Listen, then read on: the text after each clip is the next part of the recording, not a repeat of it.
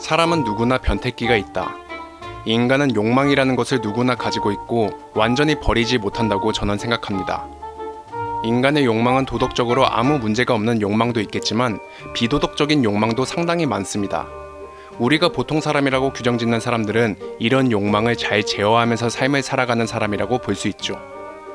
그리고 여기 딸의 친구를 성적 대상으로 생각하는 평범한 변태가 주인공인 영화가 있습니다. 영화의 이름은 아메리칸 뷰티. 아메리칸 뷰티는 2000년 아카데미에서 주요 5개 부분을 휩쓴 화제작이자 명작이라 불리는 작품입니다. 또한 아메리칸 뷰티는 미국 중산층 가정의 풍요로운 외피 속에 감춰진 어두운 실상을 유머러스하게 파헤친 작품이지만 저는 한국 사람이기에 일단 미국 문화를 등한시하고 제 주관적인 시선으로 영화 리뷰를 하겠다는 걸 먼저 알려드립니다. 어쨌든 서론은 여기까지 하고 지금부터 영화 아메리칸 뷰티를 본격적으로 소개하겠습니다.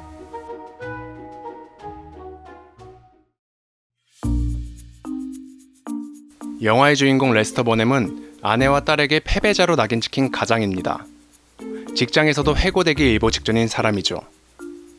영화가 시작할 때부터 레스터는 이미 무기력의 끝을 보여주는 사람으로 등장합니다. 이런 레스터의 모습을 보고 저는 영화 초반부부터 의문에 사로잡히게 되었습니다. 레스터는 왜 무기력해졌을까? 그가 만일 무기력하지 않았다면 아내와 딸에게 패배자라는 인식도 또한 직장에서 해고당할 위험도 없었지 않았을까라는 게 제 첫 의문이었습니다. 하지만 영화를 다 보고 저는 생각이 바뀌었습니다. 레스터의 무기력이 중요한 게 아니었습니다. 그의 욕구불만, 정서적으로 결핍된 그의 삶이 제일 중요한 문제점이었던 거죠. 영화 초반부의 레스터는 샤워를 하면서 자위를 합니다. 그리고 그 짧은 시간이 그의 하루 중에서 제일 짜릿한 순간이라고 레스터는 나레이션으로 고백합니다. 사실 저도 이 부분은 공감이... 아무튼 이 말을 풀어보자면 레스터는 그 짧은 순간이 그의 긴 하루 중 유일하게 자신의 욕구를 해결하는 순간이라는 겁니다. 그 외의 시간은 그에게 아무런 만족감을 주지 않습니다. 영화 초반부만 보아도 우리가 알 수 있는 사실이죠. 그렇다면 현실에서 느끼는 욕망을 해소하지 못하면 우리는 어떤 선택을 하게 될까요? 제 생각에는 우리에게 3가지 선택이 주어진다고 봅니다. 첫 번째는 그 욕망을 해결하려고 직접 행동으로 옮기는 것. 두 번째로는 그 욕망을 행동으로 옮기지 않고 마음속으로 무한한 상상의 나래를 펼치는 것.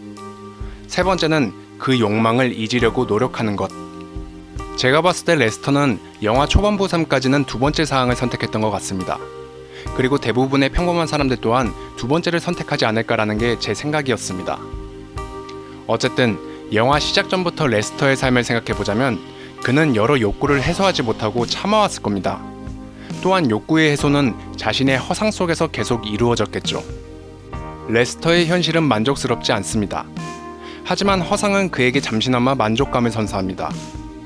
그러면 자연히 평범한 사람들은 현실보다는 허상에 더 많은 시선과 힘을 투자할 것이고 또한 그럴수록 진짜 현실 속에선 아무런 흥미와 힘을 느끼지 못하는 게 아닐까라고 저는 추측하게 되었습니다. 그리고 제가 추측해본 그런 모습이 외적으로는 굉장히 무기력해 보이지 않을까요? 그렇다면 여러분은 이쯤에서 이런 말씀을 하실 수도 있을 겁니다. 결국 무기력한 사람이 답도 없다는 말 아니야? 다시 한번 강조하겠습니다. 무기력한 건 중요치 않습니다. 언제든 고칠 수 있는 병이죠. 제일 중요한 건 욕구와 정서적 결핍입니다. 영화에서도 레스터는 나레이션으로 이런 말을 합니다.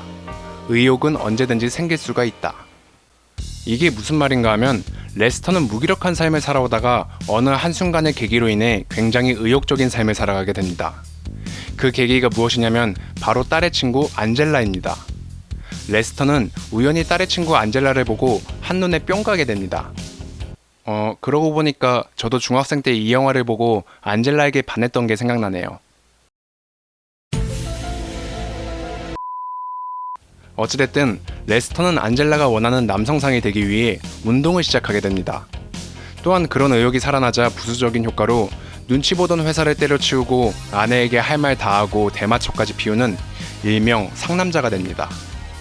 한마디로 레스터는 앞서 말한 3가지 유형 중 첫 번째, 자신의 욕망을 해결하기 위해 직접 행동으로 옮기는 사람이 되었습니다. 결국 레스터는 안젤라와 육체적 관계를 할 수 있는 기회까지 얻게 되죠. 여기까지 보자면 레스터는 자신의 욕망과 욕구를 현실 속에서 모두 다 이루어낸 사람이라고 볼 수 있습니다. 그렇다면 여기서 질문을 해보겠습니다. 우리는 레스터를 위너라고 봐야 될까요? 또한 레스터는 자신이 진정 행복한 사람이라고 느끼게 될까요? 영화는 그에 대한 답변으로 아니다라고 대답합니다. 레스터는 안젤라가 사실 관계 경험이 없는 처녀라는 걸 알게 되고 그녀와의 성관계를 포기하게 됩니다. 그리고 그에게 진정한 현자 타임이 오게 되죠. 내면에서 나오는 욕구를 해소하는 건 그에게 그리 중요한 게 아니었습니다. 욕망이라는 건 사람이 살아가는 동안 끊임없이 생성되는 것입니다. 욕구를 해소한다 해도 그건 잠시 동안의 만족일 뿐 또 다른 욕구는 매번 다른 모습으로 사람에게 찾아오게 됩니다. 반면 레스터에게 있어서 제일 중요했던 건 자신의 현실 속에서 놓치고 있던 아름다운 순간들, 그리고 사랑하는 사람이라는 걸 레스터는 마지막에서야 깨닫게 됩니다. 무엇을 이루려고 발버둥치기보다는 자신에게 주어지는 상황, 사람들을 보며 감사함을 느끼고 만족하게 되면 그로 인해 우리는 마음의 충만감을 느낄 수가 있다는 겁니다. 그리고 그런 충만감과 만족감을 우리는 행복이라고 표현하는 게 아닐까요? 그런데 여기서 잠깐, 제가 이야기하고 싶었던 건 따로 있었습니다. 바로 사람이란 욕망이라는 것을 기본적으로 가지고 있고 이것을 완벽히 버릴 수가 없다는 것입니다. 사실 이 욕망과 욕구라는 것은 인간에게 생존과 행동이란 걸 할 수 있게 해주는 원동력이라고 저는 보고 있습니다. 이 욕망과 욕구라는 건 결국 인간의 생존을 위한, 더불어 인간의 발전을 위한 필수 조건이라 볼 수 있는 거죠. 욕망과 욕구 때문에 현대사회의 사람들 내면이 점점 피폐해져 가지만 욕망과 욕구가 없으면 사람이 살 수 없게 되는 모순적인 일이 생기게 되는 겁니다. 그럼 저는 여기서 이제 여러분에게 어떤 말을 해야 할까요? 욕구 해소가 되지 않아 무기력할 때 자신이 지금 누리고 있는 것들을 다시 상기하고 감사함과 만족감을 느끼자라는 상투적인 말입니다. 굉장히 진부하죠? 하지만 정말 효과는 있습니다.